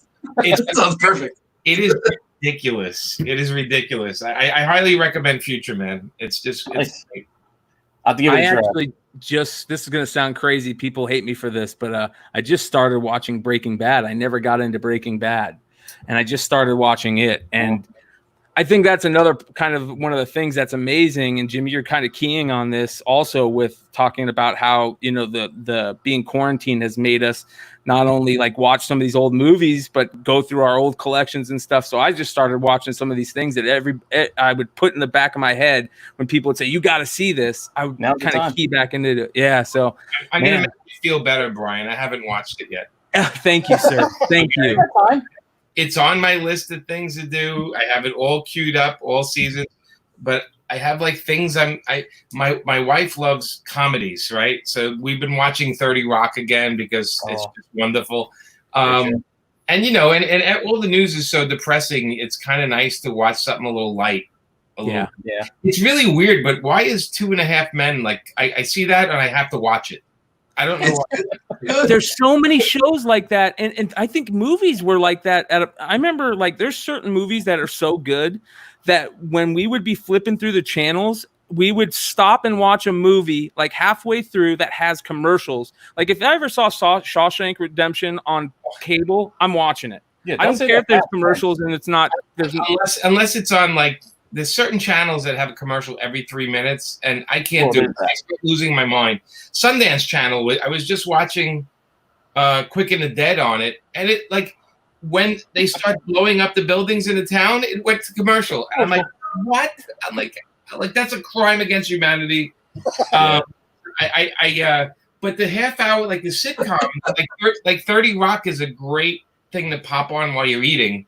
Like you just sit there and laugh at how crazy Liz Lemon is, and Baldwin's great in it, you know. Yeah. God, Lemon. And yeah, so there's like disposable, you know, there's this TV that's like just disposable. Or Larry David is great to watch. Yes. Just even if he makes you like want to go, it's still funny as hell. But it's definitely like I always used to call that like New York humor, even though it's in LA, because all the writers are from New York. It's like New York humor in LA. I actually was going to ask you that because you were talking about, you know, being, you know, you how long were you in New York for? 45 years. Okay, so that's got to be like when you live there for that long in a place like New York, and especially when you were coming up in the comics industry, you were there. Yeah. I mean, there's got to be a pull to that place to be there. I grew up there, so I didn't know anywhere else, to be honest with you. I mean, I'll be 59 in August, right? So I'm here down in Florida like 14, almost 15 years, and when you grow up in New York, you think everything is normal until you move away from New York, and then you realize how crazy. So I grew up in a neighborhood that was Italian, Irish, Jewish, Black, Spanish. It was just all mixed up, and a lot of great restaurants because everybody had their right. I had mafia guys lived on in around my block. Like there was one crime lord and another guy who was a button guy that lived 3 doors down from me. He was a guy that he would break people's legs, and once in a while he would have like an earth-shattering injury, you know. And he fell. Yeah, and when I grew up, they broke a counterfeiting ring on my block, and people were shot. And so you grow up. So I grew up in this. I was stabbed at a very young age. I went. Oh shit! Wait, you got to tell that story. I went to Catholic school, and I wore the little shirt and tie. You know, like I did too. I didn't get stabbed. I just walked by a bunch of guys, and somebody just stabbed me in the back of the leg, and I ran home because I didn't know what to do. I ran home, and my mom's like, "You're bleeding," and I said, "Yeah, they stuck something in my leg, you know." And I've been mugged, though. I've been robbed, and I went to high school in Manhattan, so I took a train for an hour and a half every morning to high school to go to Manhattan, and then I would stay in Manhattan after school, and I'd go down to Times Square to the peep shows with my buddies, and we'd go, we'd watch 3 Bruce Lee movies for $1.99, and we'd be there all night, and it was crazy. So when I talk to people about my childhood, they're like, "What the hell?" And I'm like, "Oh yeah, I used to sell fireworks. I also used to sell fireworks, and I was one of the first guys that sold illegal videotapes, like VHS and Betamax movies, and I had counterfeit $20 bills too at one point. I had a bunch of them. So anyway, like you grow up in this thing, and you like, well, of course, the rest of the world's like this, right? I mean, it's so crazy, and and then you find out it's not, and so I do have a good book in me. Amanda keeps trying to. I've been writing short stories of my childhood, and one day to put them in a book with like single illustrations by friends, I guess. But I have to watch it because some of the people are still alive, right? So, well, actually, that's funny that you're talking about. I was going to ask if you ever thought about putting, like real life stuff from your life into comic book form. It does go into. So when I first got, I wrote a year worth of Deadpool. way back when. You know the issues with the Punisher, the Steve Dillon cover with they're facing each other. Yeah. I wrote those. Right, those are my. I wrote those, and in one of the books, I have a guy that feeds another guy to in a basement in Brooklyn. A guy has an alligator in his basement, and he feeds a guy to the alligator. Right. So let's just say I knew somebody that had a full-grown alligator in their basement, and they kept like around 7 inches, 8 inches of water in their basement, and fed this thing like chickens and live animals, and yeah, he had an alligator. It must have been, I don't know, 8, 9 feet long in his basement in Brooklyn. I also had another friend who had I don't want to say what his dad did, but he had in his basement, he had file cabinets. You know those big old metal file cabinets you pull the drawers out? Oh, I got one right behind me. All right. Got comics in it. Filled with guns. And he had this one box, this metal box that had hundreds of bullets in it, maybe thousands of bullets. And we used to try to match the bullets to the guns so we could shoot them in the basement. And my brother once see, now you guys wonder why I'm crazy. Well, now you see exactly why I'm crazy. The original title, I think, of my short story is going to be "Why Didn't I Die?" That'll probably be the title because, I mean, so I'm in Florida and everyone's crazy around me. And that's kind of fun, you know. There are crazy people. Different crazy. Yeah, they're lovely crazy. Like they're very. When you take New Yorkers out of New York, they're extremely social. They love that. Nothing more than hang out, have a beer, and tell crazy stories. And it's probably why I started writing is because my dad, you know, had 4 brothers, and they would meet in the bowling alley every Sunday after church, and they would tell stories to each other. And I used to sit there as a kid, just listen to the stories. Sitting and like spectating while stories are being told is the best. And I love it as a kid. A milkshake and what we call the monkey's asshole, which was basically a chocolate donut, you know, and I'd have a milkshake and a monkey's asshole. And I'd sit there and I'd listen to them tell stories, and they were great stories, you know, because all my uncles were in World War II, right? So they all had stories. My dad's stories about World War II basically were about great card games. They didn't like to talk to death and walk. No, none of them. None of them. Because I didn't know him, but my Uncle Frankie died there, right? So they never talked about Frankie unless it was like reminiscing about Frankie. But so many stories. And so when you become a writer and you have to write 2 books a month, which is a lot of stuff you have to you kind of pull from things. So Deadpool had stuff. Harley stuff has a ton of Brooklyn stuff in it. There's stuff. And as a matter of fact, the Harley series, you can literally get a map of Brooklyn because everything in the book is exactly the neighborhoods and the side of the street. Not only that, when they go on highways, it's east to west and it's south to north. So that's great.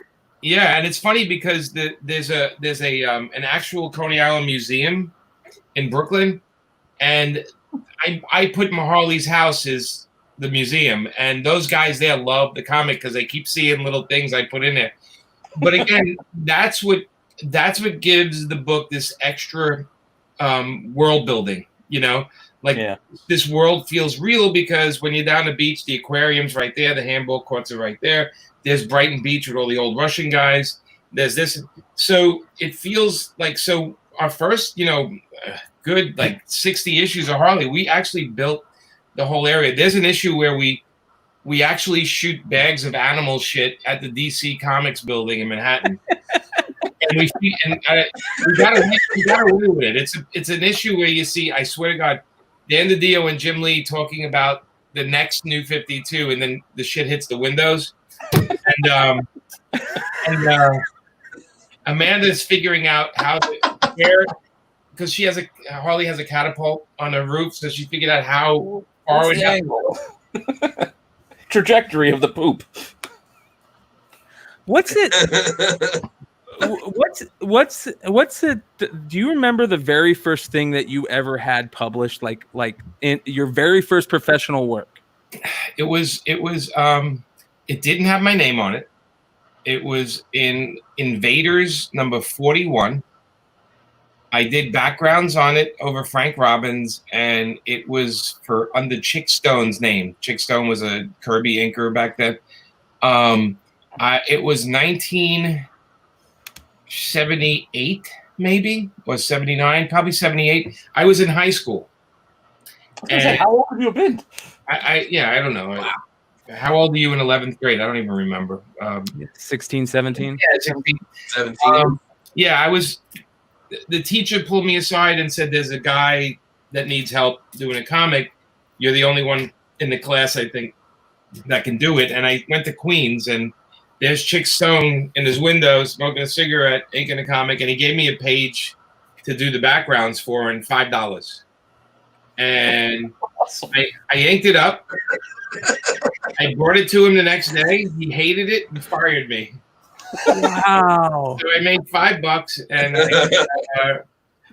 they still published it. And it's published. It's in the comic. It's in there. Invaders 41.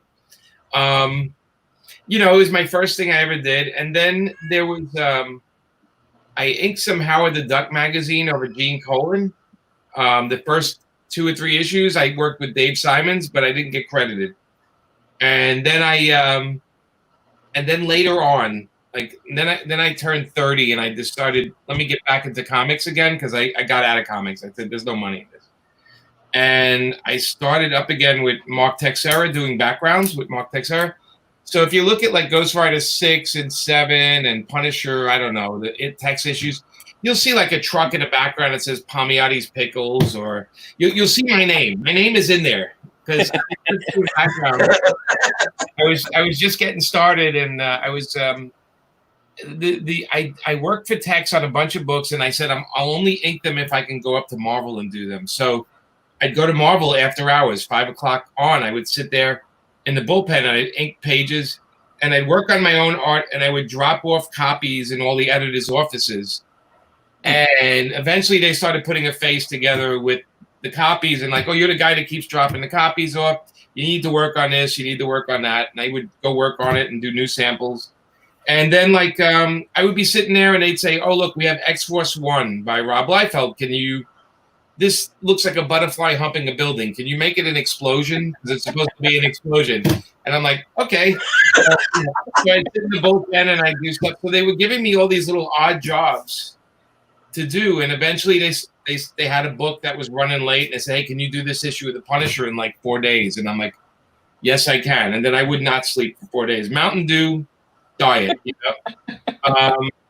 until I got regular work, and then I started getting regular work, and my mom got sick for a while, so her medical bills were a lot, so I took on more work. So I was working for my mom's medical bills for a couple of years, but I got and then I met Joe Quesada. I met Joe in San Diego, and we did Exo Zero, we did Ninjak, we did some books, then we did Event Comics.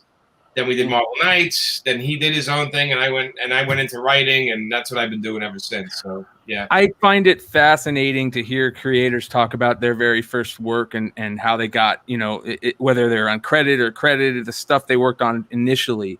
Because I'm getting to the reason I'm asking this, because I was going to ask you if you think it's weird when there's people that collect that type of stuff, because that's the type of stuff that I collect. I love finding that early stuff. And is that something that creators do? Do they like other creators and find that stuff? I mean, Jim Lee's first story is like a Santa Claus comic? Yeah, Samurai Santa. Yeah, I got it. I got him to sign it once, so he was not. I think for really the real big name guys, it's kind of fun to hunt down that stuff. I don't consider myself one of those guys. I consider myself a working guy. Like I do my work. I don't get nominated for awards. I don't get any of that stuff. I've never, I'm like a grunt. I do my job. I have fun doing it. Sometimes it's good. Sometimes it's not. I'm learning, big learning curve.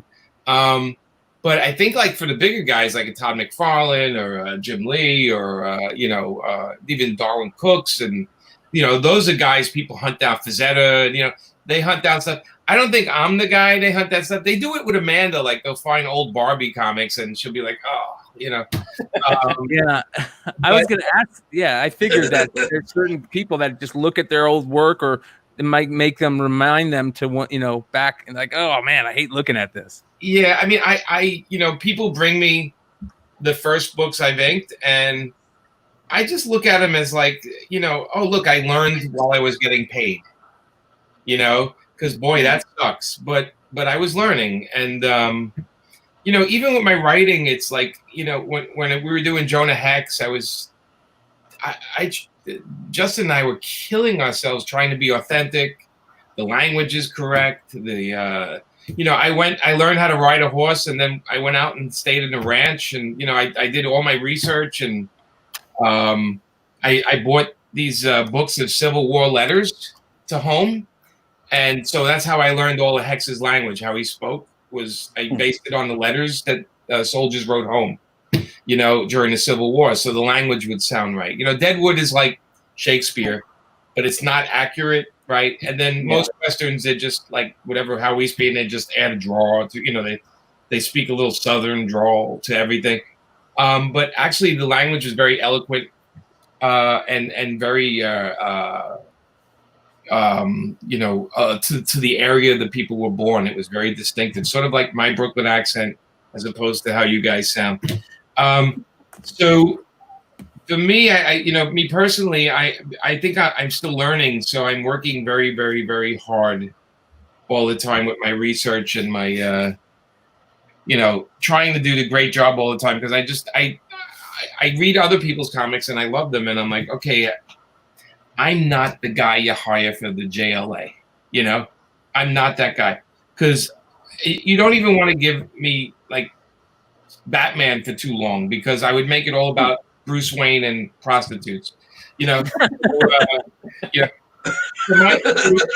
real life type stuff. Well, I kind of like, because I look at the characters and I'm like saying, okay, he fights the Joker all the time. It's exhausting to me.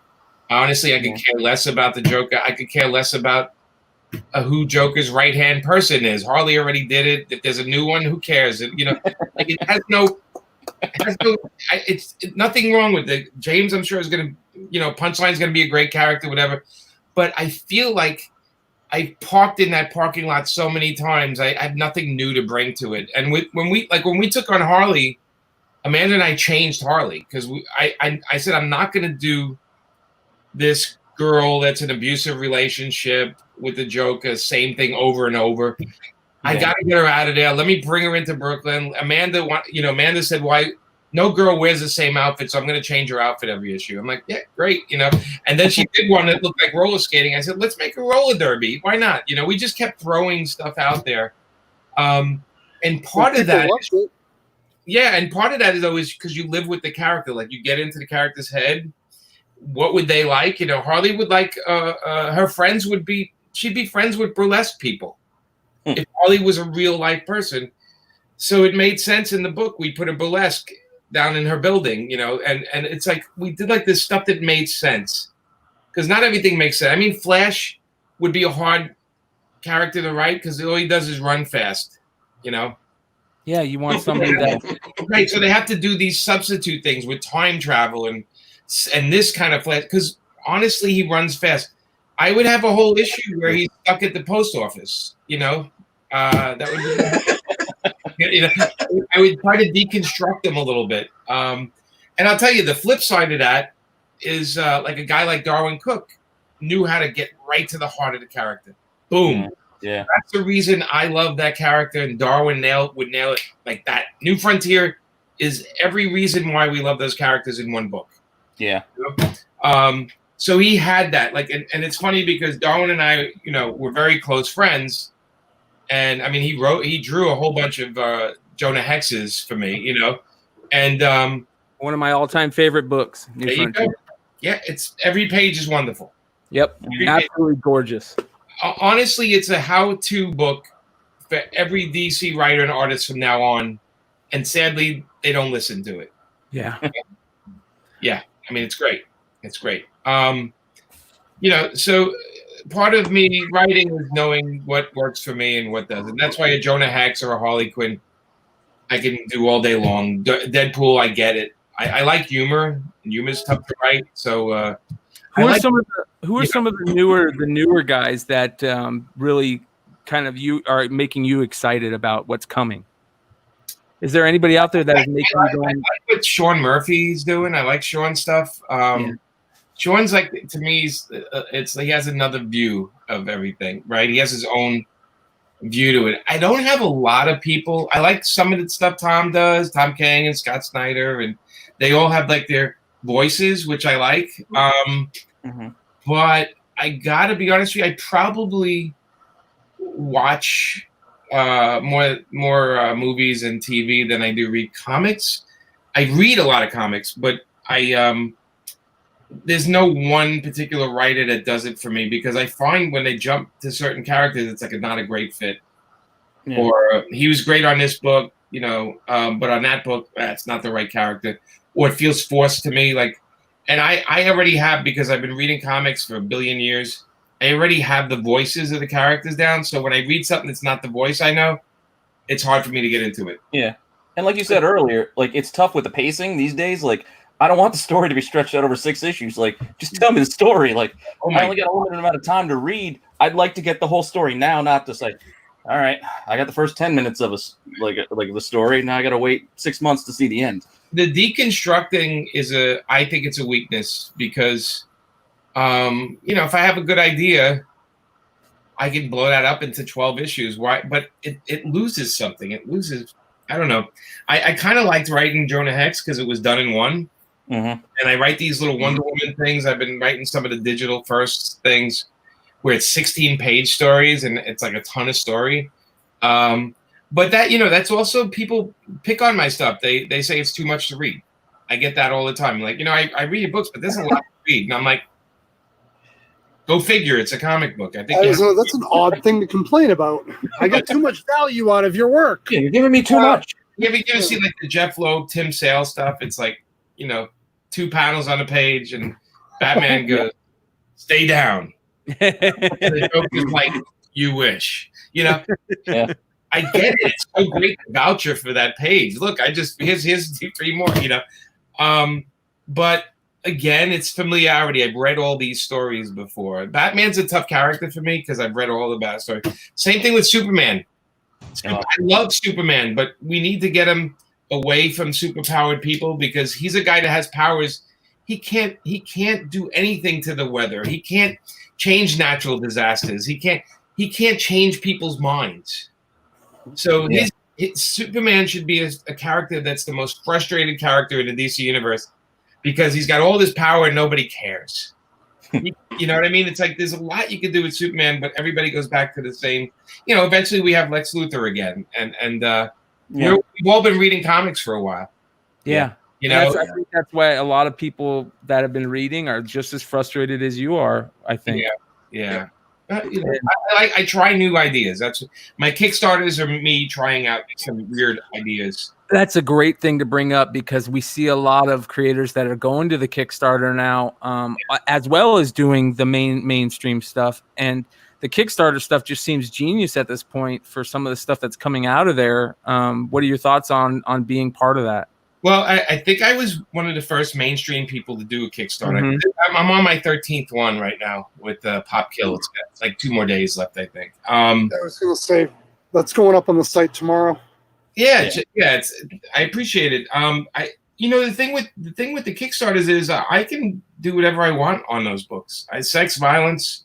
I'm an adult. I want to see some TNA.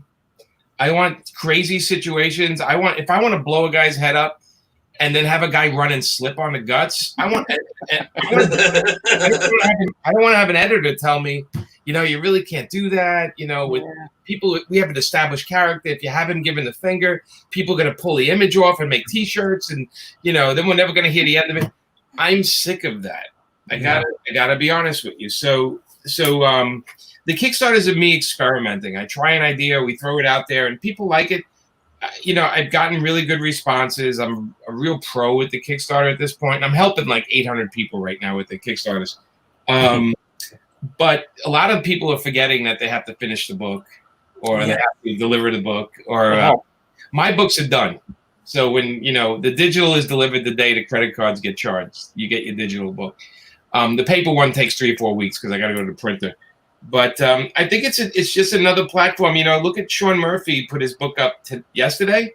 Yeah, and it's $100,000 now, or some crazy number. I mean, geez, why would he do a DC comic after this? Exactly. That's exactly what I was wondering, because you see a lot of these people going to Kickstarter, and they're fun, Kickstarter or wherever else they're going, but their things are funded so incredibly fast that it would make. That's the first thing I wondered is like, you see these people going to Kickstarter. Why do they need to worry about these big publishers anymore? Well, I think because the big publishers get your name out there. Yeah, they get you, and they have the characters. And they have like a blockbuster movie to do your indie, the indie project you want to do later. I don't do the numbers. Like when you have an artist-driven Kickstarter, those are the big numbers. Ethan Van Sciver, what we were just talking about, Sean. Anytime the artist does one, that's big numbers. Mine average around 50, 60 grand, and it's perfect. I'm happy. I get to do my books. I make them available digital from now on. I'm looking over time to just do my own thing, and me and Amanda do our own things, and eventually you go, oh look, there's a new comic from Jimmy and Amanda. What the fuck is that one about? I think that we'll forever have the Batman, Superman, X-Men stuff. That'll always come out, and that's fine. But I think creators evolve and they move on to new things. And if the companies can't evolve with them, they have to go do their own thing. It's very important for the company to evolve with the creators. And a lot of them don't know how to do that, or they get rid of people that are really good at that. Like say a Dan DiDio or somebody, who looks at a guy and goes, go crazy. I mean, Dan's responsible for Jonah Hex and for Harley Quinn. Because he said, do whatever you want. Just, I know your voice. Give it your voice. You and Amanda have fun on Harley. I trust you guys. Go crazy with it. You don't get that very often. You get the, oh, okay, here's what we want you to write about this week. And you're like, oh, really? Do we have to go there again? Yeah, you need another Joker story. We need to put the Joker back in there. You need to go back to the Amazons. And I'm like, okay, well, all right, But and look, it's all the big companies because they're selling the license for the characters. I get it. There's nothing wrong with it, right? I think they should always have great Batman stories, always have great X-Men stories. What I'm saying is creators have to evolve a little bit. That's all. Yeah, and it's nice to be able to have an option to go be excited about, that evolution. Because that one thing that being a creator of any kind, whether it's art, writing, music, filming, is when you're creating, it's exciting and it's something new. It kind of feeds like fire, like oxygen and fire. Absolutely. So, what do you guys do for a living? I actually just walked away from the space and defense industry in February to get out of the hamster wheel, and I'm doing the podcasting stuff and selling comic books and baseball cards and stuff like that. Just because in all honesty, I'm funding what I enjoy doing on the creating level, which is podcasting and visuals. Right. By doing it, by selling, things that I know I can sell without having to be in the hamster wheel. Okay. So. How about you, Pete? I work at Merrill Lynch, so I'm still in that hamster wheel. Yeah, it's a job. It's a grind, but yeah, it pays the bills. It lets me buy this stuff. Great. How about you, Ben? What do you do? I do a lot of things. I have a CBD isolate company. Of right? course. Stalker. I get it. And I've done eBay since 2000, and I own Comic Book Invest. That's great. That's great. And Mike, what do you do for a living? Did Mike hear me? He will. He's I'm a musician. Delay. Yeah. I have a delay. Yeah. What do you do for a living, boss? You're a musician. That's You're weird. Sorry. Yeah, he's a musician. Well, a bunch of artists here. Yeah, musician and an English teacher Oh, okay. as well. That's good. Do you ever sing to your students? Yeah, I do actually. Yeah, well, only if they make me. I just say go to Spotify and listen there.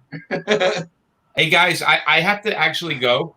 We appreciate it. We were actually, I was just going to say that we're getting on 2 hours here, and we just wanted to say, thank you for doing this, man. This is awesome. Great hanging out with you guys. This was like good times. All we need is some beer and CBD oil, and I ran out of beer. Usually is. Some investment ideas, and then some space secrets. Jimmy, thank you, man. You're the best. All right, really appreciate it. All right, thank you, brother. All right, thank you, Brooklyn. That was awesome. That was fantastic. I big, huge thanks for staying on that long, man. That was crazy. Yeah, that was awesome, and I can't say enough. I mean, for creators to come on and do stuff like that is amazing, because we enjoy seeing stuff like that, seeing creators, kind of like behind the scenes, like the Wizard of Oz. Yeah, and he's so humble too. Like, yeah. Why did anybody want my first? I'm like, I wanted to interject to be like, dude. When I was younger, like I only knew 2 inkers. I knew Scott Williams and I knew you. Yes. Well, I was gonna bring up some of I was gonna weird out on them and bring up some of the older stuff that I have, like early work and stuff. But I figured, Solar? I was gonna bring up Solar and shit. And I was like, oh man, we're gonna go down a rabbit hole. Because that's when that's all of us, right? That's when we were kids. That was yeah. That's what, because and circling back, we got to thank. I don't know how to get into live comments to talk to people, but thanks to everyone who showed up in the chat tonight, and obviously a huge thanks to Nico for setting all this up. Yes, this is however many nights, weekends in a row. Yeah, I usually like to look at the comments, but I'm sorry, I was fixated on what Jimmy was talking about, so I wasn't able. Jimmy was fixated. That was fantastic. Yeah, that was definitely one of the. I wanted to just talk about New York the whole time. I was about to geek. I wanted to geek out about Brooklyn. I'm like, oh my god, somebody finally gets me. It's about time. He's telling stories. I'm like, yeah, I remember my dad and my uncles telling those stories, and I just sit there listening. Yeah. Like, wait, are you from New York too? No, my dad is though. My dad's from Brooklyn. Okay, I was Bay Ridge, Brooklyn. Bay Ridge, Brooklyn for me. The look on his face when he was talking about his comics. Yes. But that was that true fucking genuine. Yeah. Like, oh man, it was like he likes comics. Like, and I know it sounds stupid, but you know what I mean. Yeah. Oh yeah. He had that genuine look of like, this is my Superman 26 or whatever ridiculous golden age he had going on. The second that he said, the reason I grade them is because they're falling apart and I don't want them to continue to fall apart. I was like, yeah, you're one of us, man. Like you're in a good community right now. Like, until he broke out the high grade silver. Yes, he broke out with 9-2 10 centers. I was like, oh, okay. Yeah, I'm gonna get his name right with it. You know what though? A writer like that to invest back into his own industry is amazing. I mean, that's amazing. A lot of it, he said too, was he picked up when he was a kid, like paying more to not have the barber bundle him up in a thing to keep him in nice condition. Like, there's not a lot of people out there that were doing that back then, and the ones that were, some of those are some of the books that they pass around in these, circles. It's really cool to hear someone that's not one of us nerding out about it, but to have someone that we nerd out about. Yeah. Well, it's also interesting with us. It's also interesting to hear him talk about Amanda, and like, because we don't think about that, you know what I mean? Like, he's married to a comic book creator too. Yeah, fuck, man, these guys, they live and breathe it all the time. I was gonna ask him if that was her setup, because he had one of those what is it, Wacom, like the digital tablet, the drawing tablets. Oh, yeah. I gotta imagine that was hers. Oh, you mean next to the original fucking Batman painting from? I know. Yeah, that thing was awesome. I know. It's looking at that the whole time, going, "Is anyone going to show that? Is anyone going to talk about that?" Yeah, right at the end. Buy the regular book, because I don't think I have it in box. I don't have a lot of Legends of the Dark Knight anymore. No. And stuff like that makes you. It's an interesting point on OA. It makes you appreciate Like I must have passed that before and just been like, whatever. But seeing the art now, I'm like, oh well, shit, I need that book. Yeah. Like, Yeah. I don't know, man. I love just having him available and people ask questions. So in the future, guys, if you guys are watching this live, you're more than welcome to ask questions in the live chat, and we will do our best to ask him the creators or whoever we're interviewing in these. Once Nico's done doing his interview, and if we have the ability to have people jump on and kind of have like a shoot the shit session.